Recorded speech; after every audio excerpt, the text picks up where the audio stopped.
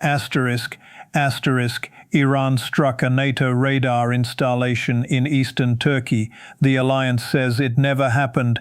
Asterisk, asterisk, at 3:12 in the morning on March 19th, 4 Iranian cruise missiles struck the ANTPY-2 X-band radar facility near Kurachik in eastern Turkey, approximately 120 kilometers from the Iranian border.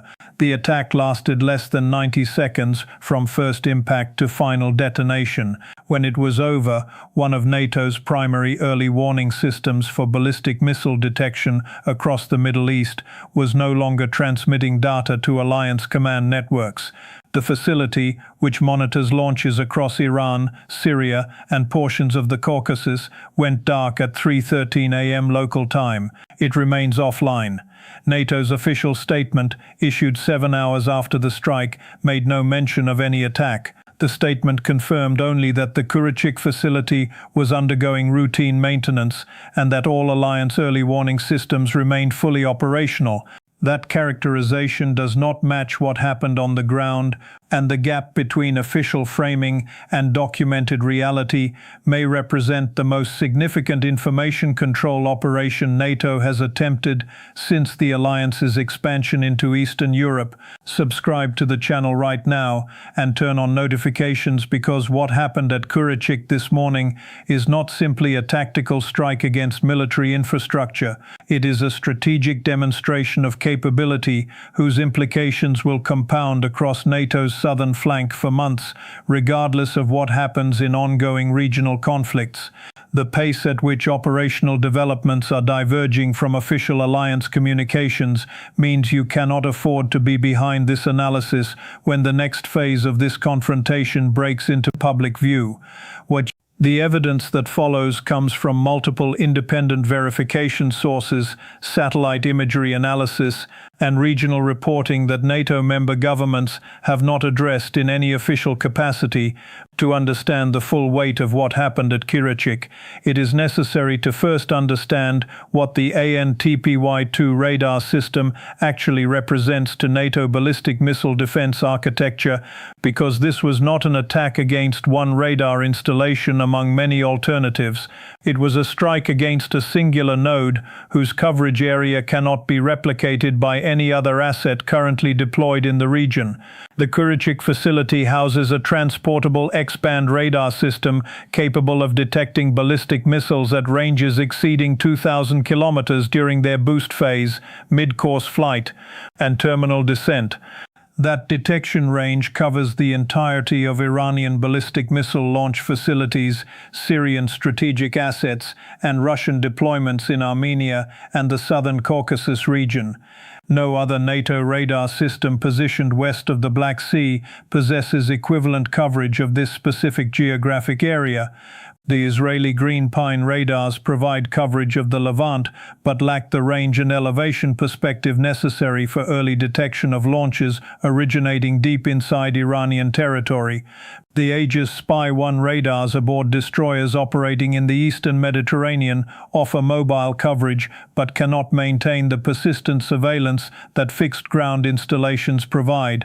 For detection of Iranian ballistic missiles during boost phase, when trajectory prediction is most accurate and defensive engagement windows are longest, Kurachik is the only asset NATO possesses with the geometry and technical capability required.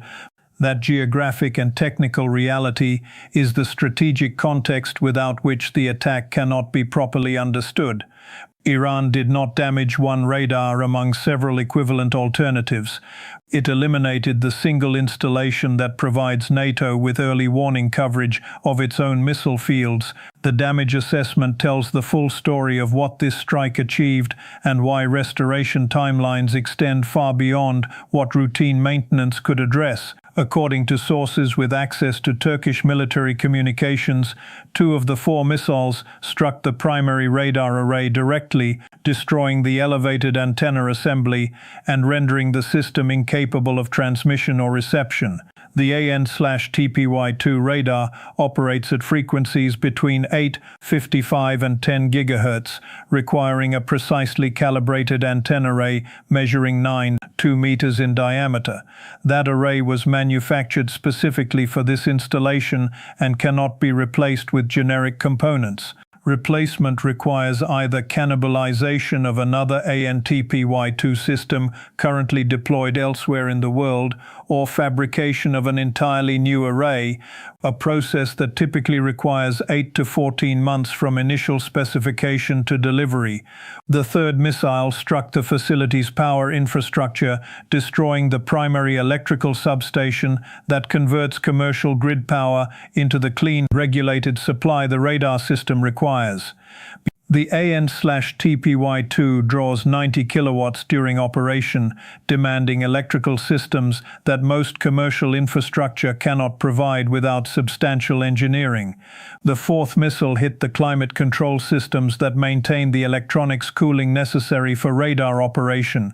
X-band systems generate significant heat during operation, requiring active cooling to prevent component degradation and maintain signal clarity. Without these systems, even if power were restored and the antenna array replaced, sustained operation would remain impossible. Now to the question that defense analysts across NATO member states are examining with increasing urgency: why did Turkish air defense systems fail to intercept 4 subsonic cruise missiles approaching a facility of obvious strategic importance? Turkey operates an integrated air defense network combining indigenous Hisar systems with legacy American Patriot batteries and recently acquired Russian S-400 systems. The Kurichik facility itself sits within coverage areas of multiple air defense installations specifically positioned to protect critical infrastructure along the Iranian border. Those systems were fully operational on the morning of March 19th. They detected the incoming missiles. Turkish radar operators tracked the cruise missiles for at least 47 seconds before impact, according to preliminary assessments from regional defense sources. Multiple interception opportunities existed. Not one engagement occurred. The failure was not technical, and it was not the result of system malfunction. It was a decision.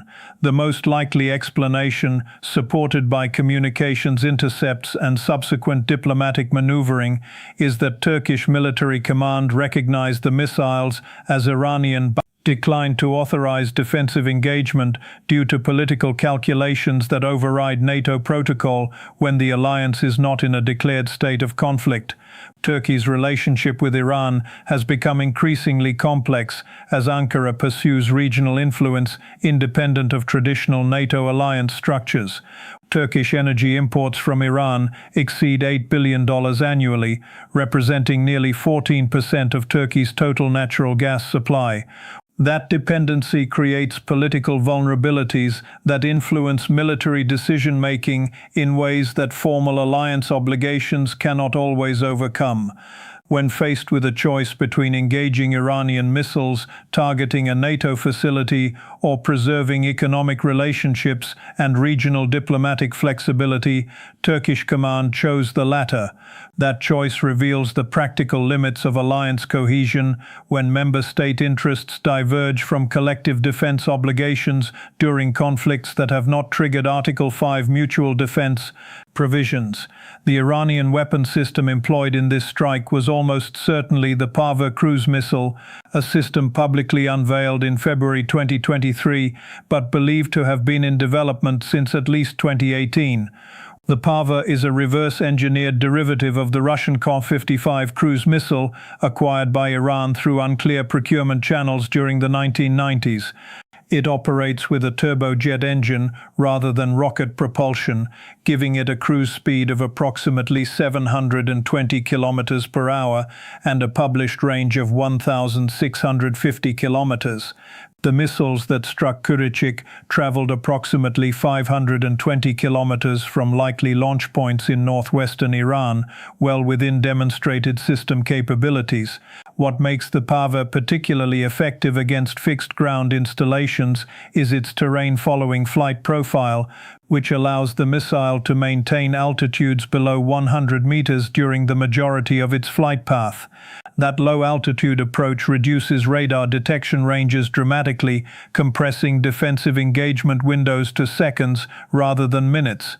Even sophisticated air defense systems struggle to engage targets flying that low at subsonic speeds through mountainous terrain where radar coverage is naturally degraded by terrain masking.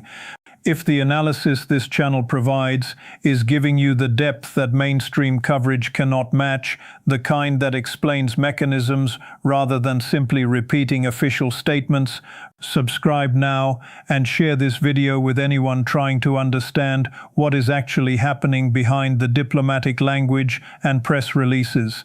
When the next development in this sequence breaks, when NATO's response framework clarifies, or when additional facilities experience what gets characterized as maintenance issues, the analysis will be here.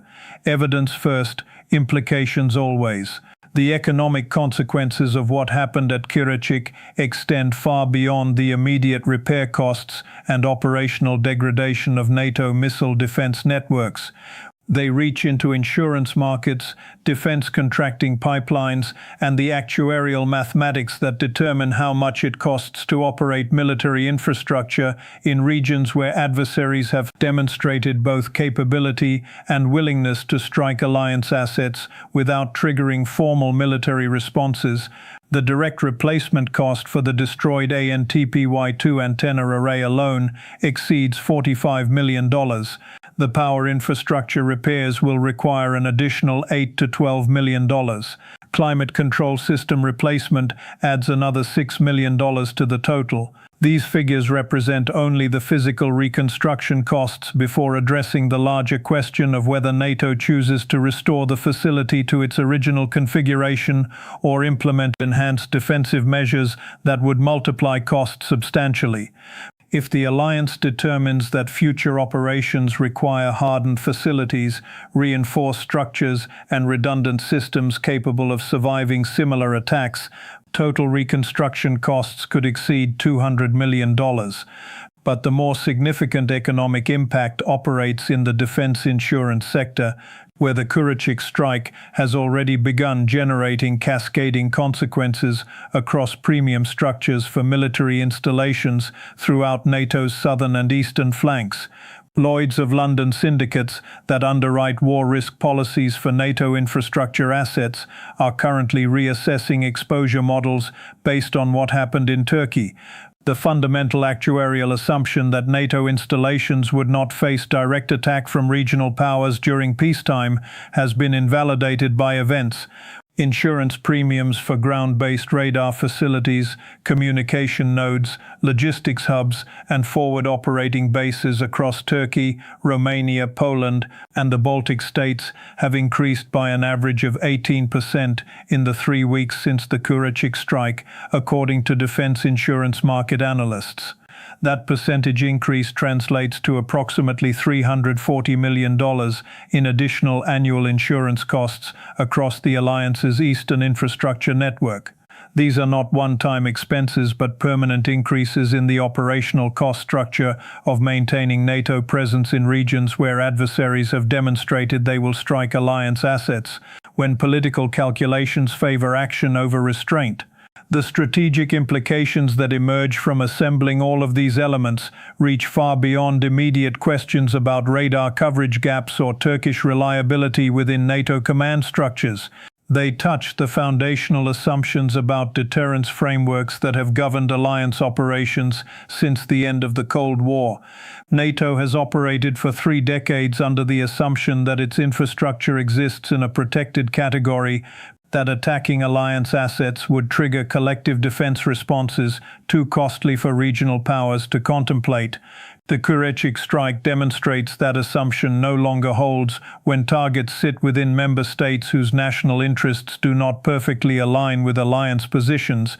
when attacks can be executed below the threshold that would trigger Article 5 consultations, and when the political will to acknowledge attacks publicly does not exist among alliance leadership, Iran achieved something NATO has spent considerable diplomatic effort insisting was impossible. It struck alliance infrastructure, degraded alliance capabilities, and demonstrated that NATO's southern flank contains vulnerabilities that adversaries can exploit without facing meaningful military consequences. The response from NATO headquarters in Brussels has been a masterclass in information control rather than strategic reassessment. The official statement issued 7 hours after the strike contained 347 words.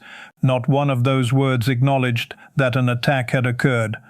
The statement confirmed that the Kudrychik facility was offline, characterized the outage as routine maintenance, assured member states and partner nations that all alliance early warning systems remained fully operational, and provided no timeline for when the facility would return to service.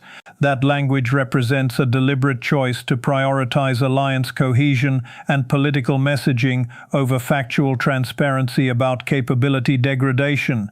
Acknowledging the attack publicly would require NATO to address Turkish decisions not to engage the incoming missiles, forcing conversations about member state reliability and divergent interests that alliance leadership clearly prefers avoiding. It would also require explaining to publics across Europe and North America why NATO possesses no immediate remedy for a coverage gap that leaves the alliance partially blind to ballistic missile activity across one of the world's most volatile regions. The coverage gap created by Kudrychik's destruction is not simply a technical problem that redundant systems can immediately address. The geographic positioning of the installation provided detection geometry that cannot be replicated by moving existing assets. Aegis destroyers operating in the eastern Mediterranean can increase patrol density and adjust positioning to improve coverage of western Iran, but they cannot match the persistent surveillance that Kudrychik provided. The radars are mobile but constrained by fuel, crew rotation requirements, and operational demands across multiple theaters. They cannot maintain the continuous presence that fixed installations offer. Israeli early warning systems can expand their coverage areas through coordination with NATO networks, but that cooperation introduces political complications that both parties have historically preferred minimizing. Relying on Israeli radar data for NATO ballistic missile defense operations requires acknowledging integration levels that many alliance members find diplomatically uncomfortable, particularly Turkey itself. The most viable technical solution would be deployment of a replacement ANTPY-2 system to Turkish territory, but that option requires Turkish government cooperation that may no longer be guaranteed given Ankara's decision not to defend the original installation. Here is where the complete operational picture stands on day 9 following the Kudrychik strike. One of NATO's primary early warning radars for ballistic missile detection across the Middle East remains offline with no announced timeline for restoration. The alliance has publicly denied that any attack occurred, characterizing the outage as routine maintenance, despite physical evidence showing destroyed antenna arrays and catastrophic damage to power infrastructure. Turkey has made no statement acknowledging the strike, declining to address questions about why its air defense systems did not engage the incoming missiles despite tracking them for nearly 50 seconds before impact. Iran has made no claim of responsibility, but has also made no denial when regional media outlets reported the attack based on local sources near the facility. Defense insurance markets have repriced risk across NATO's eastern infrastructure network, adding hundreds of millions of dollars to annual operational costs. And the strategic assumption that NATO infrastructure exists in a protected category, immune from attack by regional adversaries, has been quietly abandoned by defense planners, even as political leadership continues operating in public as though nothing has changed. Subscribe to the channel and turn on notifications.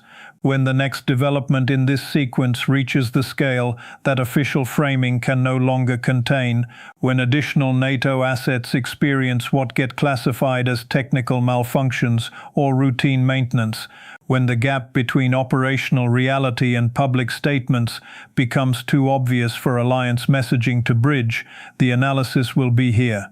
This channel documents what actually happens on the ground and what it means for the security architecture that 21st century geopolitics depends on. Evidence first, implications always. Leave one question in the comments before you go. Can NATO's southern flank credibly maintain ballistic missile defense operations when member states make independent calculations about whether to defend alliance assets from attack, or are we watching deterrence frameworks tested in ways they were never designed to survive? Every response gets read and considered. This is the analysis that official statements will not provide.